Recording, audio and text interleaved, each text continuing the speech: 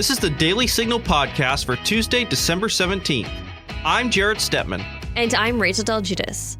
On today's podcast, Virginia Allen speaks with Governor Michael Dunleavy of Alaska, who started serving as the state's governor in December of 2018. They discuss how he is working to make the state more fiscally responsible, why he sent troops from Alaska to the U.S. Mexico border, and how he is reforming education in his state. Don't forget, if you're enjoying this podcast, please be sure to leave a review or 5-star rating on iTunes and encourage others to subscribe. Now on to our top news. The House will vote to impeach President Donald Trump on Wednesday, according to two senior House Democratic leadership aides, NPR reported. On Sunday, the House Judiciary Committee released a 658-page report detailing the two articles of impeachment it is bringing against President Trump. The House Rules Committee is meeting Tuesday to discuss how debate will run and any potential changes to the resolution from the Judiciary Committee. On Monday, the Supreme Court refused to hear a case on homelessness, which means that the lower federal appeals court ruling will stand.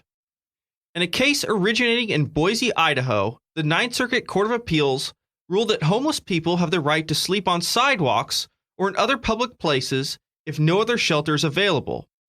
The Ninth Circuit based its ruling on the Eighth Amendment's prohibition of cruel and unusual punishment. The court ruled that a Boise law that allowed police officers to give tickets to people sleeping on sidewalks or in parks, quote, violates the Eighth Amendment insofar as it imposes criminal sanctions against homeless individuals for sleeping outdoors on public property when no alternative shelter is available to them. Lawyers for the city of Boise said, according to the Los Angeles Times, that the, quote, creation of a de facto constitutional right to live on sidewalks and in parks will cripple the ability of more than 1,600 municipalities in the Ninth Circuit to maintain the health and safety of their communities. Protests have spread across India in response to a new citizenship bill that fast-tracks non-Muslim asylum seekers. Indian officials have denied any anti-Muslim bias, according to the New York Times, and said the measure was intended purely to help persecuted minorities migrating from India's predominantly Muslim neighbors, namely Pakistan, Afghanistan, and Bangladesh. Protests have spread across the country. Police used tear gas in response to protests at a predominantly Muslim university in New Delhi, and various fires have been set by protesters across the country in recent weeks. Prime Minister Narendra Modi called the protests unfortunate and deeply distressing, and said in a tweet Monday, I want to unequivocally assure my fellow Indians that the Citizenship Amendment Act does not affect any citizen of India of any religion. No Indian has anything to worry about regarding this act. The act is only for those who have faced years of persecution outside and have no other place to go except India. A spending bill used to fund the government for the remainder of the year may include a provision to raise the nationwide smoking age. If the measure remains in the spending bill, it would raise the age to buy tobacco from the age of 18 years to 21 years old. The law has bipartisan support, according to Politico. Senate Majority Leader Mitch McConnell said of raising the smoking age in a statement introducing similar legislation in May, quote, we've heard from countless parents who have seen the youth vaping crisis firsthand. By making it more difficult for tobacco products to end up in the hands of middle school and high school students, we can protect our children and give them the opportunity to grow and develop into healthy adults. Currently, 19 states and the District of Columbia prohibit sales of tobacco to people under 21 years old. Next up is Virginia's interview with Governor Dunleavy of Alaska. Do conversations about the Supreme Court leave you scratching your head? If you want to understand what's happening at the court, subscribe to SCOTUS 101, a Heritage Foundation podcast breaking down the cases, personalities, and gossip at the Supreme Court. Governor, prior to your first year in office as Alaska's governor, the state had seen years of deficit spending. And in your first year in office, you were facing a $1.6 billion fiscal gap and proposed a budget that aligned expenditures with revenues. How did that work out? Well, as you said, we were spending our savings because our revenue had decreased as a result of the drop in oil prices and production. Alaska's an oil state.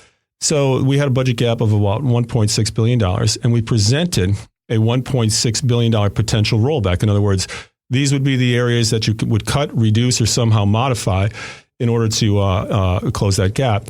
It was met by a number of Alaskans including groups with opposition. They opposed it for the most part. Many Alaskans, not all.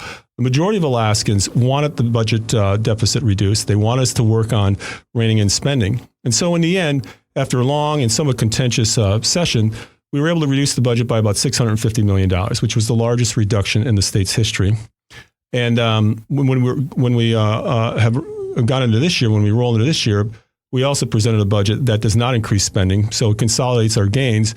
Now we have to look at rolling back those formula programs that will constantly put pressure to grow the budget. So that's our big task this year. And how did transparency in budgeting as well as budget discipline in a state that does have a difficult fiscal landscape play a role in what you've done to put Alaska's fiscal train back on track? So we're a small state in terms of population. We have about 730,000 people. And a lot of folks are tuned into politics, and a lot of folks are tuned into what's happening in our capital, Juneau. So we want to make sure that they understood what all went into the budget.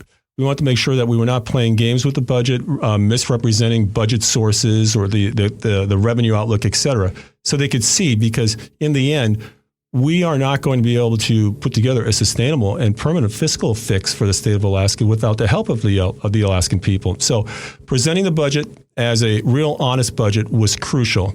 And so, again, we have continued that process this year. We will be going out and speaking with Alaskans all over the state to ask them what kind of Alaska do they want for the future? What are the services and programs they want for the future for their kids and grandkids? And we're looking forward to a robust discussion and some good ideas from the people of Alaska. Yeah, it's so critical. Let's talk for a moment, Governor, about our southern border. You sent troops to help America guard the southern border this year. How does the border crisis affect your home state of Alaska? So even though we're far away, we're at the northwest part of North America, and we're bordered by Canada, a friendly and well-respected neighbor. We do have, coming up from the southern border, we do have illegal aliens coming to Alaska as well. We have illegal aliens in every state in the union, including Alaska. So the cost to Alaskans has been about $90 to $100 million to deal with illegal aliens coming to Alaska, using Alaska resources, programs, services, et cetera. We sent a number of National Guard troops down to the border to help assist with patrolling the border when the president asked the states to help out. We were one of the first to send a contingent of National Guard troops down to the border, and we were happy to do so. Alaska is also one of those states that oftentimes we suffer from natural disasters, earthquakes, volcanoes, fires. And so we want to do our part to help the country, because when we're in trouble, other states and the federal government help us. That's a great perspective to have. Now, you pushed Alaska to comply with the Supreme Court's Janus decision, which said government employees need to opt into unions and not automatically be forced to do so. Why was this so important to you? Because we wanted to follow the Supreme Court law. We also believe in free association and First Amendment rights. Alaska is it's a heavily unionized state, and I have no issue with the unions. But when you have a Supreme Court ruling and you have a free association First Amendment issue, you want to make sure that employees have the right and they understand what their rights are, whether they should opt in or opt out if they want to be part of a union. So we're just making it very clear to employers and employees that employees do have rights. They were upheld by the U.S. Supreme Court ruling, as you mentioned, in Janus, and that we want to comply with that U.S. Supreme Court ruling so that we're doing the right thing for Alaska and the right thing for individuals. You recently endorsed the USMCA deal on Twitter, saying that it will create jobs, grow the economy, and that it's especially good for Alaska. What specific potential do you see for Alaska here? Well, we have a very robust fishing industry, for example, amongst others. And we have some of the busiest fishing ports in the country. We do a lot of business with Asia.